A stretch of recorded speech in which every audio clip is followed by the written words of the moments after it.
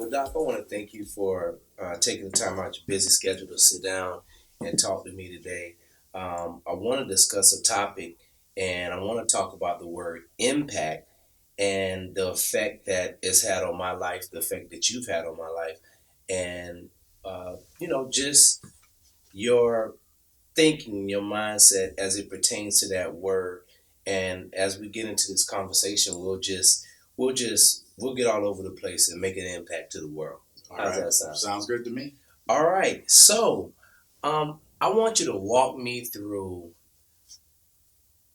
2003, back when I was getting ready to graduate, and as we were in the actual office when we were talking, we had a conversation. And I think it's profound that we start this discussion off with this actual situation, so set the foundation to the conversation, okay? And so I'm sitting in your office, I'm talking with you, and you make a statement to me, and you tell me that if I just changed some things in terms of my habits, what I was doing, if I would use the same work ethic that I put into football, if I would use that same work ethic to strengthen and enlighten and advance my mind, that I could have anything that I wanted in life. Now, those words have played a profound effect on my life and where I am now.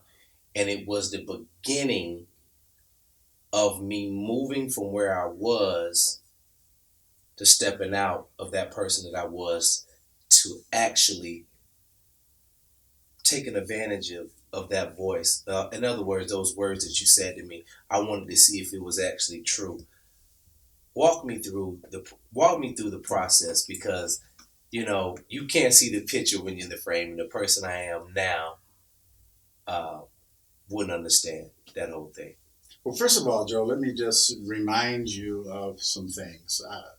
I had watched you for a while, and you and I had done some things together, so I got a feel for you. One of my gifts, Yes. and maybe it's a talent, but I think it's more a gift, is to be able to see people and to see what's in their heart and what's in their soul. And you had this burning desire, and it was a flame. It was, I mean, you were on fire. The problem was you were on fire without direction. Hmm. So that meant that if you stayed on fire like that and you didn't have direction, you might just end up anywhere, not necessarily some good places. Right. So when I saw that in you, I began to relationship with you, you may remember, but I basically looked for three things. I wanted to know if Joe knew who he was really and what that would require of him and how would he measure it. The other thing, Joe, you may not remember, but I asked you to tell me what love was. And like thousands of people I've talked to in almost 70 years, you had some kind of whatever ideas about it. All right. And I said, Joe, until you have a working definition for what love is, you won't be able to love Joe. And so we began to talk. And what I found in you was you were very receptive, which a lot of people aren't. And you said, you can see this fire? I said, oh, I can see the fire. Also, I can see you 5 to 10 years from now if you will simply find out who you are really, find out what you need to do about it, how to measure that, know how to love yourself. And if you begin to do that with what's already in you that God put there, but God put there, there's no limits on your life. And so that's kind of how it started. Now, I need you to know that I have a mentor who just wrote a book called Focus on Impact, Wendy Lipton Dibner. And she says right in the very beginning of the book, impact is the new global currency. Wow. And my desire was to be a part of the impact that would allow you, a person other people didn't believe in, a person who you weren't even sure could. See, how I get off, let me just tell you how I get off, is when I see those people who others say no, turn around and make it a big yes. And you've done that. And that's what I saw in you. And my only thing was, could I tap it enough so that you would go for it? And just like you went for it playing ball, you got to remember I'm a sports psychologist. Right. But what a lot of people think I do is teach people sports. No, what I do is help people become all they're supposed to be, and they happen to play sports. Right. Now, haven't you been helping a lot of professionals? I mean, give me a little backdrop on that because, in 2003, you had your PhD, you were a, college professor, of course, and you were teaching social work. But, a lot of people may know and a lot of people may not know, but you've trained and mentored a lot of very successful and popular people in the world, haven't you?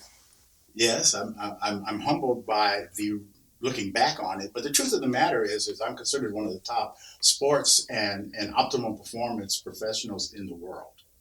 And people would say, well, why would you be at Benedict or why would you be here? It's because I'm with my people. And when you're with your people, you want to see those treasures that are there become treasures to the world. You were one of those treasures. So I got a chance to work with world champion boxers, about 14 of them. And I've gotten a chance to work with the U.S. Olympic teams, the shooting teams, the track teams. As you know, I played a part in a role with a guy by the name of Muhammad Ali on at least two occasions where he happened to go on and win world titles.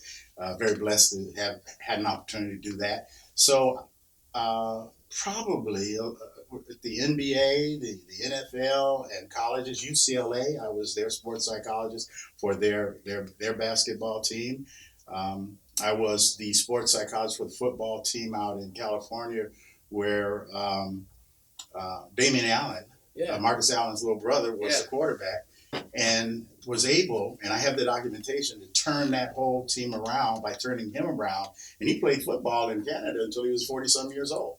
So we've been blessed. So I know that if I'm given a chance to touch a person in a particular way and they are receptive, and you were receptive. That's the key. I think that's the key word. Let's start right there in terms of just being receptive because as I look at the impact that you have made on my life, I think there's a difference. With money, money can go up, money can go down.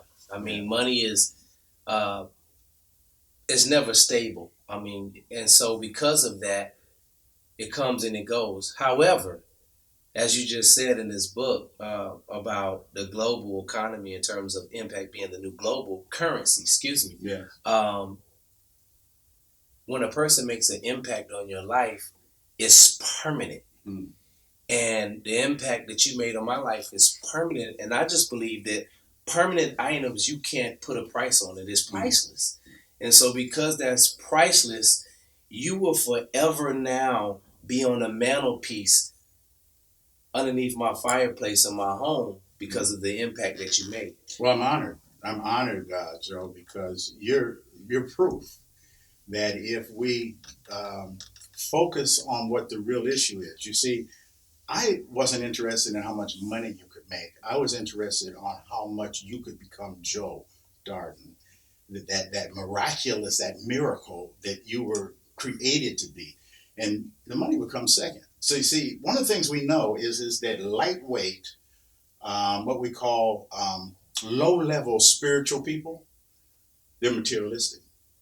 And so you can control them and mess with them by offering them materialistic things. But when you're free and when you're flying high like the spirit you are, then the money comes because you impact people's lives, just like you're saying that I've had the opportunity to impact your life. When you have the gift to see, like I saw in you, and you've taken it and you're going with it, you're running with it, you're a best selling author. Of course, I am too. Yes. And I've written 6 or 7 books, writing some more, and we even have a similar library. Right. Do you know how many times I've cried happy tears over you? You've made an impact on me.